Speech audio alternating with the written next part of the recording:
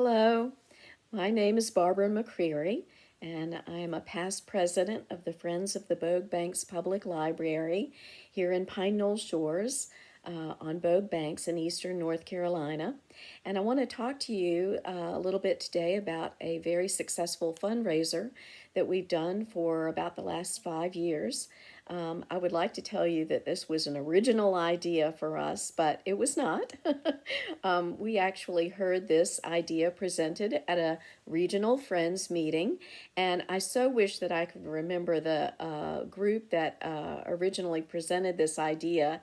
Unfortunately, I cannot, but I would like to give them good credit. But just like we have adapted what they said, I'm sure that you're going to want to take what I say today and adapt it to your own particular needs and group if you decide to give this a try. Silent auction packages have literally raised thousands of dollars for us with actually a minimal amount of work. And that's what we all like with fundraisers, right? So in my community, we definitely have an off season and an on season. And so during the summer months, when we have a lot of foot traffic through the library, I would run the silent auction packages every 2 weeks. And then off season, when it's more just permanent residents, it's a little bit quieter, a little bit calmer, I would run the packages every 3 weeks. But they would be ongoing. In other words, when one would end, then the next cycle would begin. So, how do we do it?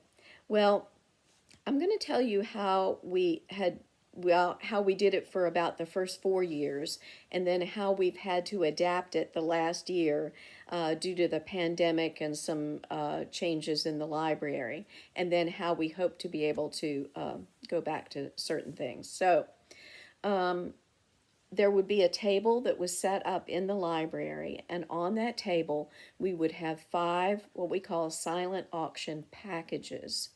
And then each package would have a bid sheet. And on the set of handouts that I've provided, you will see an example of a bid sheet. At the top of the sheet, it would have the name of the package, and it would include the minimum starting bid, and then it would provide space for the patrons to come in, and they would write down their first and last name in print, their telephone contact number, and the bid that they would like to place. And then the next person who would come could see that bid, and they would know that they would need to go higher. Then at the bottom of the sheet, it would include the closing date, and it would say that we would contact the person if they were the highest bidder. And so, for example, it might say the closing bid will be at 5 o'clock p.m. on April 27th. And so whoever was the highest bidder at that point, I would contact them. They would come to the library, they would make their payment, which would either be in exact cash or a check made out to the Friends of the Bogue Banks Public Library, and they could pick up their package. So, what were the packages? Well, I think that I would just want to start out by saying, oh, have fun with this. You can come up with all kinds of themes and based on the kinds of donations that you get. So, first of all, let me say that our packages were made up of items that our community had donated to us. We are so grateful for the generosity of our patrons in our community. So we run a gently used bookstore that raises money for the library, and people donate books to that. And so we would look at the donations that were coming in, and it would be fun to try to put together packages that have similar themes. And then we would pair them with some items that, again, were either donated or we would purchase for just a little bit of money.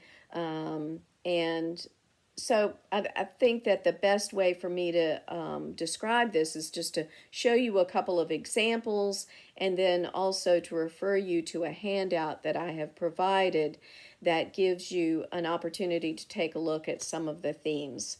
So, for example, if we had received in our donations 2 books by the same author. This is A Secret Kept and Sarah's Key, both by Tatiana de Rosnay. Well, I might take these 2 books and then I might pair them with a nonfiction book about World War II because that's the setting for these historical fiction books. And so those 3 books together might make a package. We might have received, say, a donation of this book. It's called The Plot Thickens, Harry Potter Investigated, by fans for fans. And I might pair that with a jigsaw puzzle of Harry Potter characters. We had a board member who was not shy about being able to go out to local businesses and ask for gift certificates to their establishments that we would use to pair with different themes. But really, it doesn't take that much. You could have a set of gardening books and then go to the Dollar Tree and pick up a pair of gardening gloves and a kneeling pad and a little trowel. And for $3, you've added a lot of personality and fun to your gardening books. You might have a set of cookbooks and then go to the Dollar Tree and again pick up an oven mitt and a tea towel, something like that. Just something to round out the package. Those really made the packages very popular.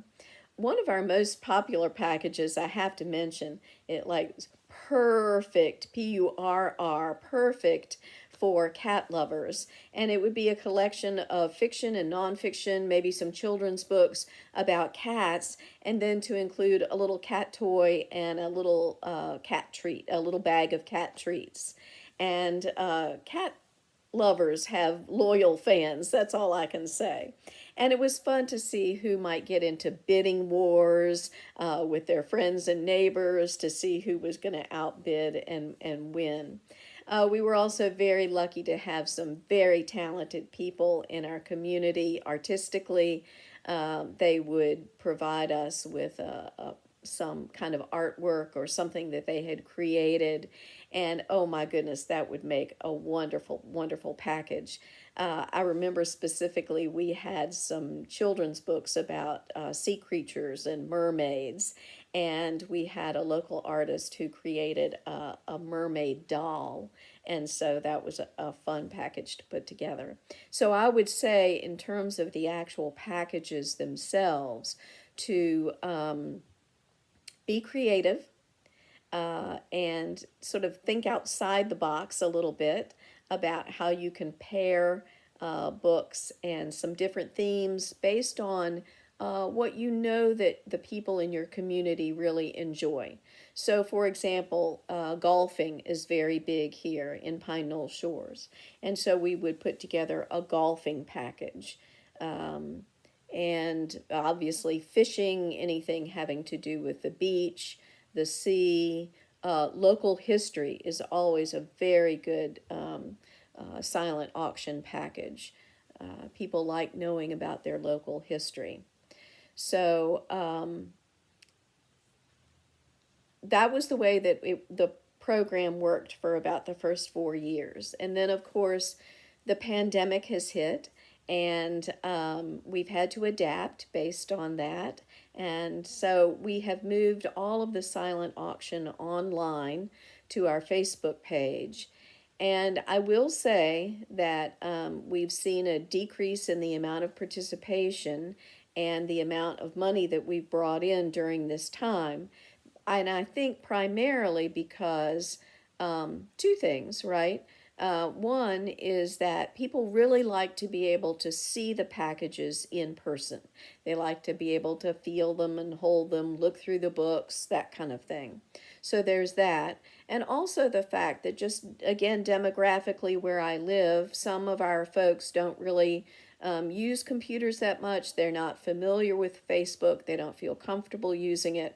And so we have that decrease. We're hoping to be able to go back to our older model where the silent auction packages are actually on display in the library, now that our memorandum of understanding has been signed with the county, and we're hoping that that will be an addendum that they will approve, to be able to have the silent auction packages back in the library with the bid sheets, because that's when the program has run the most successfully for us.